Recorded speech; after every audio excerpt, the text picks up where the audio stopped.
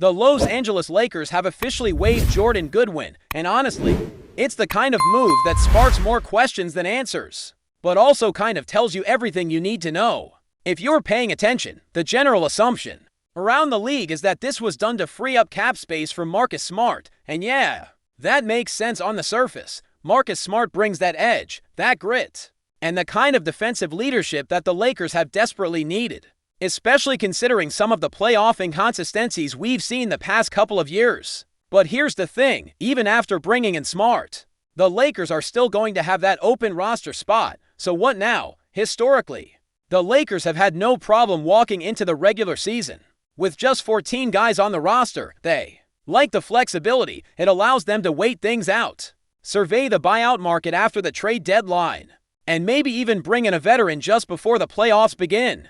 It's a calculated strategy that gives them wiggle room to adjust depending on how the season unfolds. They've done it before. Remember Tristan Thompson? They waited literally until the final days before the playoffs to sign him, dropped a contract that barely touched the cap, and that was that. It's a subtle move, but one that gives them insurance without handcuffing their financial situation. Still, if Marcus Smart is the only incoming piece for now, then the Lakers are basically just right back where they started, roster-wise. So, in theory, they could use that 15th spot closer to the postseason by signing someone for the minimum. And boom, problem solved. But it's also possible that there's something else brewing behind the scenes. The fact that Goodwin was waived this early suggests the front office might already have a target in mind. Maybe they know someone is waiting to come on board. And this was just the first domino. Now, let's not get ahead of ourselves. Being active in trade talks doesn't necessarily mean something is going to happen. Front offices talk all the time. There's a huge difference between we're in discussions and actually putting pen to paper, but the Lakers being in conversations, that tells you they're trying. They're not just sitting back and running it back with the same group, and if they do make a trade, odds are another roster spot or two opens up. So now you're not just looking to fill one hole. You're potentially looking at 2 or 3 new faces coming in. And here's where the Goodwin decision becomes a bit more understandable. If you were planning to waive him anyway, why not? Do it now. Let him go find another opportunity while there's still time. It's a classy move. Honestly, if they had waited until January or February, he might have been stuck with no real options. Now he can at least try to land a veteran minimum somewhere else, get in a camp, maybe even crack a rotation. It's a better outcome for him, and if you're going to move on, you might as well do right by the player. That said, there's still a list of guys available who could easily slot into this Lakers team and make an impact. One name that's been floating around is DeAnthony Melton. A week ago, the buzz was that he was headed to Golden State, but that still hasn't materialized. Same thing with Horford.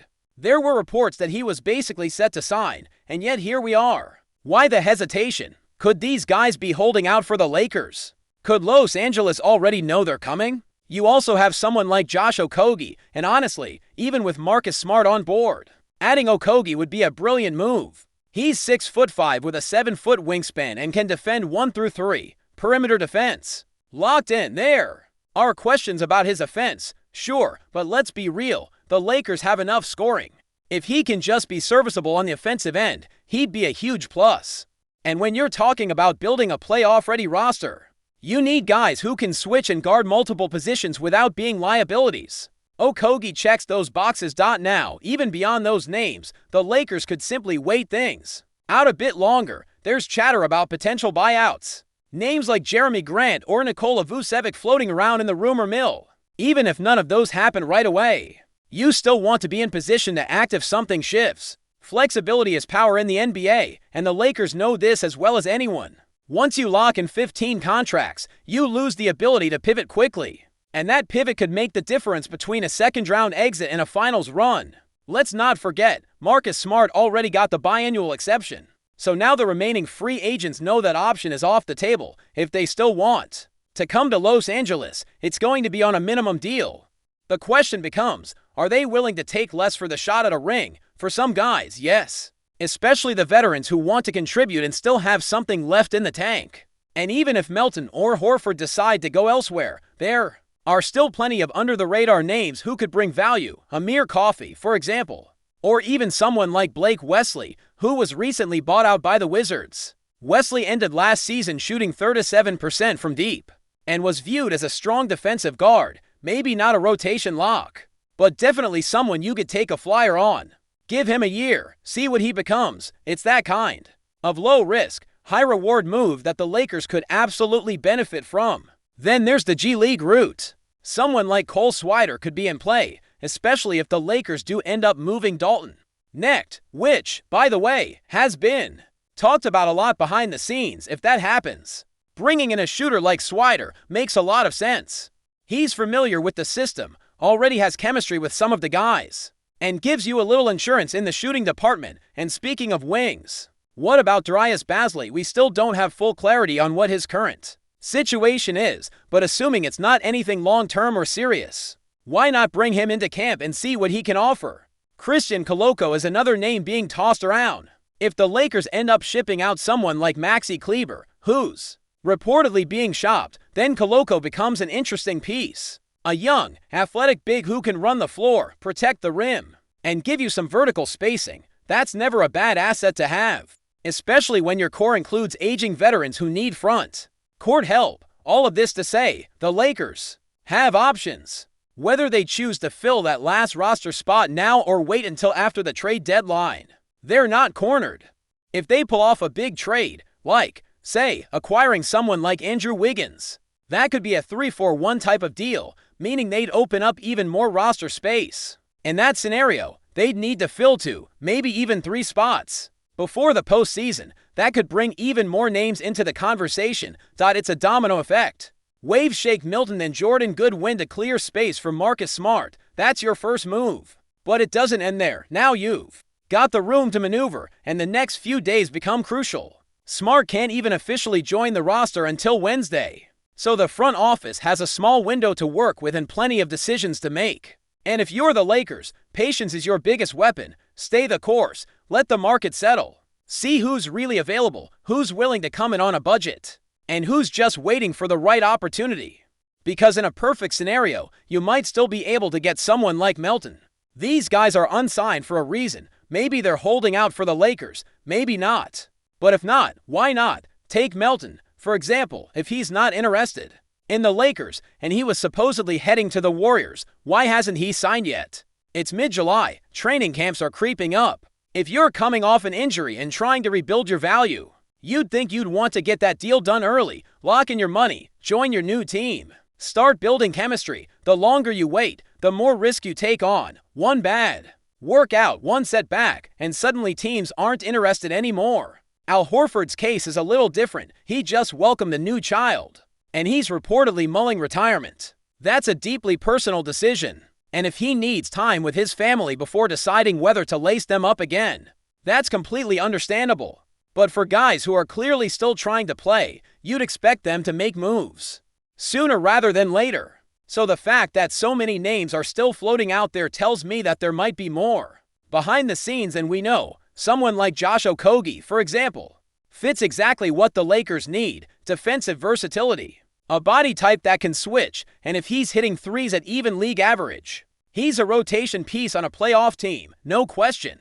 And if Marcus Smart can keep shooting around 38% from deep like he did with Memphis, that's a massive bonus. Same with Okogie, who hit 38% with Phoenix. Even if that regresses slightly, as long as they're somewhere near 36 or 37%, their defense alone keeps them playable. You can live with that shooting if they're locking down on the other end.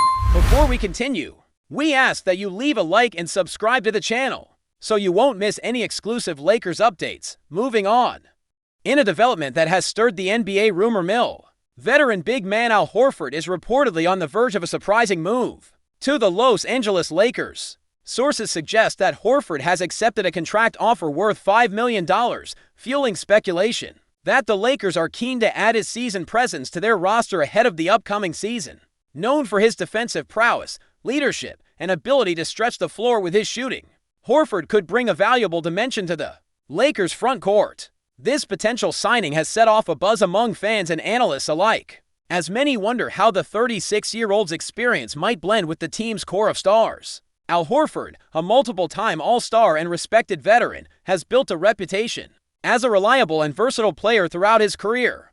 His ability to anchor a defense while contributing offensively could be exactly what the Lakers are looking for as they aim to make a deep playoff run. The reported $5 million deal appears to be a strategic investment by Los Angeles, providing veteran stability without compromising financial flexibility, though nothing is confirmed yet. Sources close to this situation have hinted that Horford has already landed in Los Angeles to finalize the deal, adding more fuel to the speculation fire. If the Lakers manage to secure his signature, it would mark a significant addition to their roster, potentially altering the balance in the highly competitive Western Conference. This rumored acquisition could also raise questions about the Lakers' existing front court rotation. With Horford's arrival, how will the team manage minutes between the veteran and their younger players? And how will his style of play integrate with superstars like LeBron James and Anthony Davis? The answers remain to be seen, but the anticipation is palpable.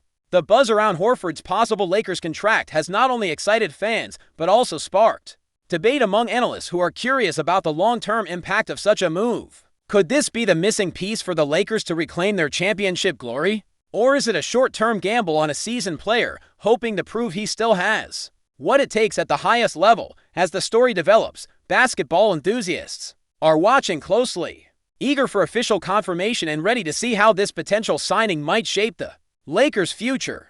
For now, the NBA world is abuzz with the possibility that Al Horford's journey will next take him to the City of Angels, where his veteran savvy could make a meaningful difference on a team hungry for success. Stay informed exclusively about Los Angeles Lakers news. Subscribe to our channel and hit the like button to keep receiving daily updates. Also, share your opinion on the news in the comments, as your contribution is crucial for the Lakers. Stay tuned for the next video.